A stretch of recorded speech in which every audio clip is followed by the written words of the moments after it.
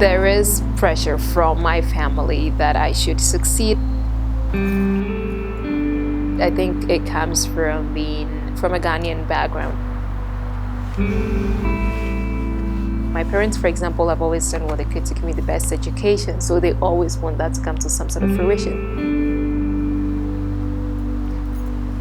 With the Americans, because this is their country, they don't have that much pressure. But for us, I think it's much more because we're coming from a different place, so we have to make something out of this to take back home with us. Do I absolutely need to make sure that I succeed? Yes. I feel, to that extent, the pressure that I experience is exponentially greater than the ones that domestic students have to face. Domestic students, they don't have to worry about what they're doing after graduation. What are you doing after your senior year? I don't know. I'm not going to worry about that. And it's like, it's wonderful. I mean, it's completely okay to not have options, but the freedom and the privilege to have that option to not have options, I feel they don't realize how wonderful that is. Our visa dictates we are here for 4 years, and unless we can plan out 6 months ahead, have our applications in, get our visa approved for a job or for grad school, then we're going back home. Recently, when I've been looking for jobs, like you look through the criteria, and like the last thing or even the first thing you see is you have to be a U.S. citizen. So 60-70% of your job options are already cut off based off that. I ran into this when I was applying to places because a lot of places know that eventually they would have to sponsor you for a work visa if they like you. A lot of companies do not want to have to sponsor you in the future to get a work visa. I don't exactly understand the rationale behind that, but I think part of it is just with international relations. If you come from a different country, they don't want you taking information out to a different country.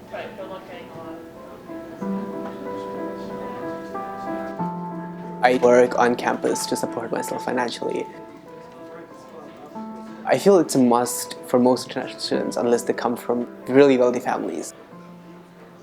We have no access to federal aid, which is completely understandable, but it makes it much difficult for us to afford education in the US.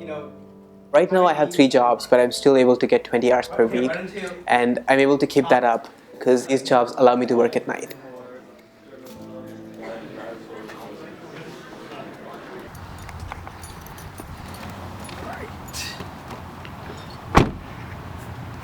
We're from a third world country, so the expenses for college are typically not there. The culture of my island, not many people go to college, and so college savings plans are not in effect.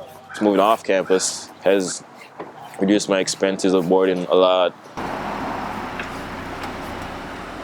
I started working in a lab at Michigan State University over the summer. We do evolution work by studying bacteria. That's one of the best labs in the field, in the country. So I saved up a lot of money, learned how to drive, got a driver's license, and now I commute to East Lansing almost every day. So it's 8:30 class, 9:20 class, I get done by 11. Then I rush over to my car, drive to East Lansing, it's around 90-minute drive.